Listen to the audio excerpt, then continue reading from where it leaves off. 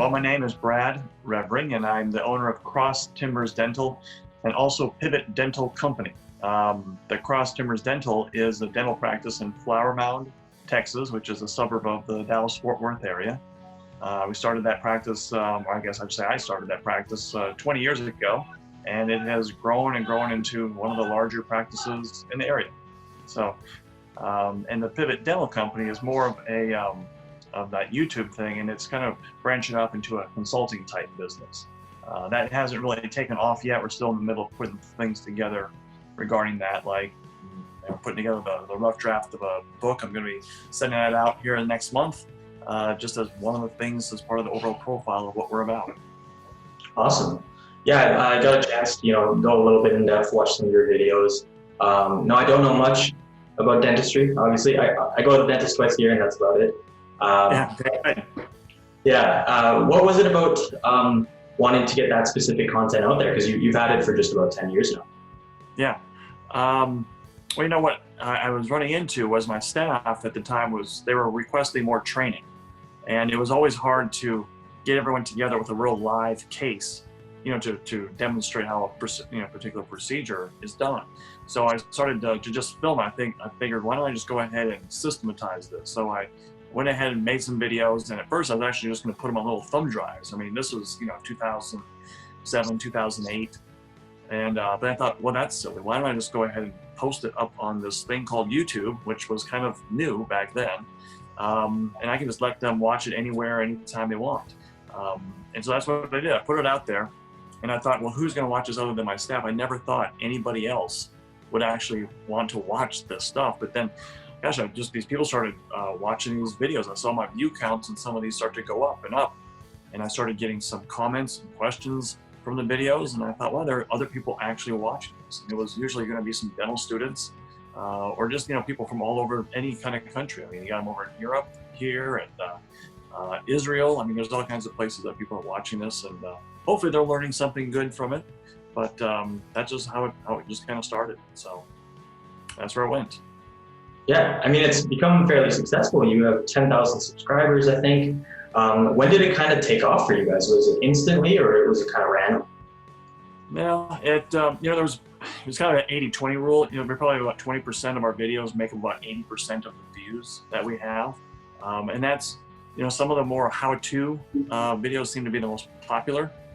So those are the ones that I think, when I did this one in particular, was on how to do a crown on a back tooth. Very typical dental procedure, but that one got all kinds of comments and all kinds of views. And I had one other one who was on how a bite comes together. And I was going over that with the staff, because the staff have to work with dental prosthetic units in order to get the bite to fit. So I have to tell them where to make the adjustments. And so when I did that, that actually had a lot of views. And what I understand, I think some of the dental schools actually use that as part of their curriculum. So I think it was those couple of videos that just made it kind of take off.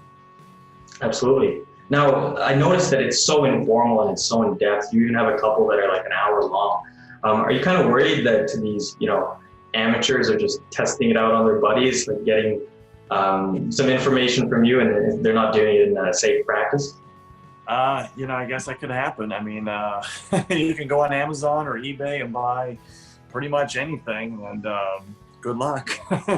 It is funny that we do see patients who lived in other parts of the world, and not that the dentistry that they do there is wrong. It's just it's very different than how we do it here. And so as long as it's working, it works. So I don't know. I guess I have to let people make their own ethical calls. And I guess the poor person sitting in the chair, hopefully they would have enough I don't know what you call it, insight to know whether or not this is a reputable person that we're working on. Yeah, I mean, I hope their smile just turns out okay, and their well-being in the long run is fine as well. But you never know.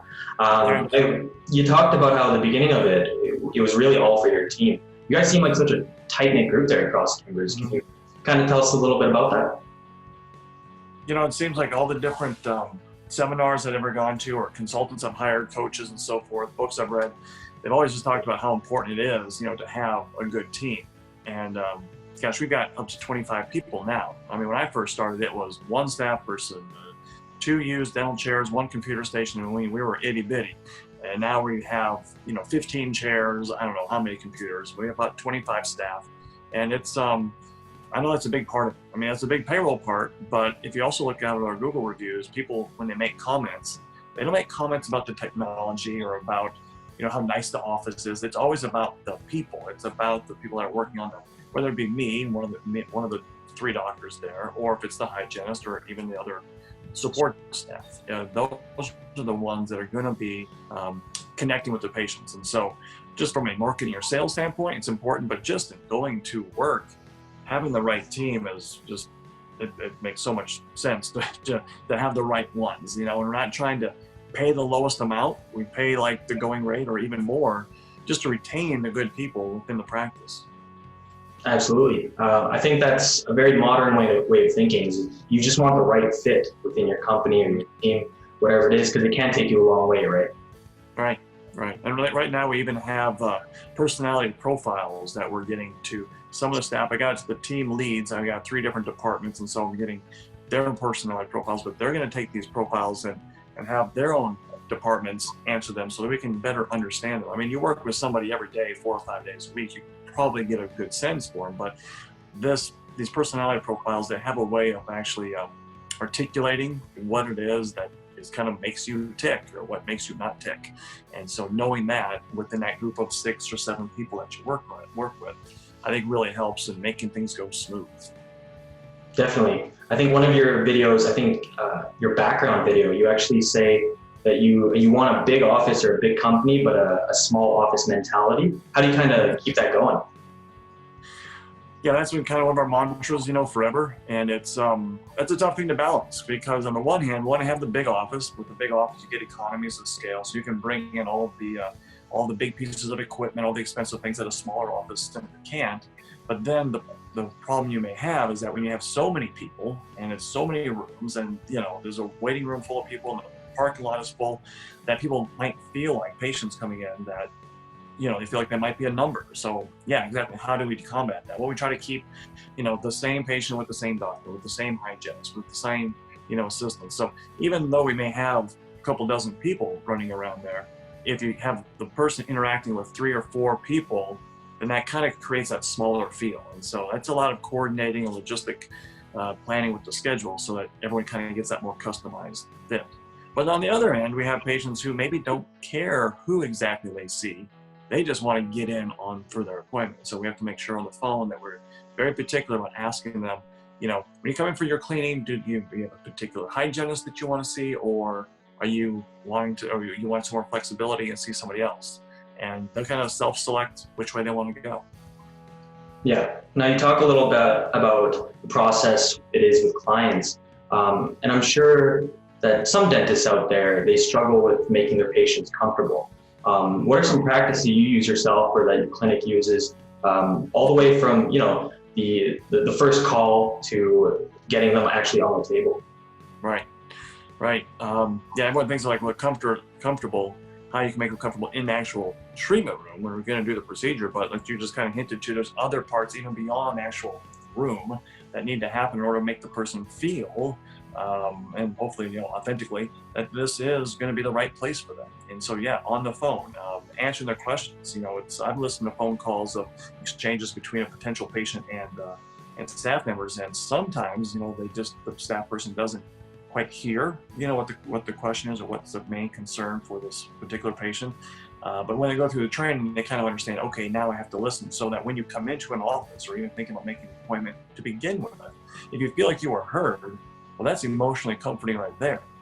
But then when you actually get into the room, again, having the good staff that are personable and not just there to fill out charts and to check things off the box, but actually connect with a human being, that helps quite a bit. But then, when they're actually in the chair, we're going to, get the work going. We do everything from blankets, because sometimes those rooms are cold. We've got laughing gas, we've got TVs, up in the ceiling. They can pick whatever channel they want. We warm the anesthetic, use the smallest needle that they make, jiggle their cheek as a distraction technique. Maybe I'll tell a bad joke. That's even more distracting. They won't even know what's going on. So those different kinds of things, little hacks or tricks that we do to kind of make the procedure better, but it's a lot of prep work on the front end. And then for some of our patients with the bigger procedures, we call them the next day and ask them how they're doing. And that actually has two benefits. One, of course, a patient obviously feels like, wow, this person's following up with me. My dentist is calling me. No other doctor is calling me. And so that makes them kind of reassured that they got the right procedure done. But it's kind of almost like it's a sly marketing technique too that I've kind of found out in a roundabout way. Because when you call and ask them how was everything, and they say everything was great, everything was fine, you're the best. Well, they just confirmed that they made the right decision, and it's almost like there's no buyer's remorse. You have to wipe that away. And so, plus it's nice to kind of hear that from time to time. Absolutely. It sounds like you guys get the feedback that you sought after in the beginning. Mm-hmm. At the end of the day, you just want to make the person feel comfortable and happy, right? Oh yeah, because we want them to come back and bring their friends and family. So that's how we grow. Exactly. Now, the thing with clinics that I've at least seen through our city in Edmonton is that there's so many of them. The market's fairly saturated, and it's great that you guys are looking for kind of these competitive advantages that you can distinguish yourselves from these other clinics. Are there any others besides the great customer service that you use to attain customers and then retain them at the same time? So, is your question, how do we attract patients to our office to begin with? Yeah. Okay. Well, a couple things all kind of come together. Over the years, I've actually tried all kinds of different marketing things, where you talk about direct advertising, whether it be flyers, TV, radio, sponsoring the Little League. I've done all the stuff you do in a local community, and not afraid to spend the money on it. But what I found out as the years have gone by, again, 20 years being in practice, there's a couple of benefits with that. First, we have this big backlog of patients. We've had enough patients that have seen us and continue to see us that in order to keep the chairs full, we already have a backlog of patients. Two, when I first started that office, they said we were small, we were kind of itty bitty. Well, then we outgrew that within 6 years. And we went and did something that I said I'm never going to do. I bought land and built a building. So I put it on one of the busiest streets in town. I made it, a nice building. Probably spent a little bit more on it just to make it look good, because I figured that's a marketing piece. So we have like 25,000 cars a day that go in front of my building. Nice sign, nice building. I think that helps add to it. And then just having Google reviews. Like I said, we had done all this marketing stuff, but as things have transitioned over the years, it's gotten more digital. Which makes it a little bit more competitive. Obviously, anybody can start up down the street, and they can compete digitally just as much as I can, because if you're willing to put in the work, it doesn't really cost as much as it used to. A TV ad was like $5,000 a month, whereas you can go put something on Instagram for nothing. If you do it right and you do it effectively, then you can compete easily digitally. But how we actually get them into the office is just making sure we have the capacity. If someone wants to call to get into the office, we want to get them in like now, today, if we could, or within a week. If you have to book people out, 2 months, that doesn't fly so well. I think also being open Monday through Friday helps. Taking insurance plans, being a member in network of several different PPO plans, I think that helps quite a bit actually. Just those different things all just kind of combine together to make it easy for them to come in.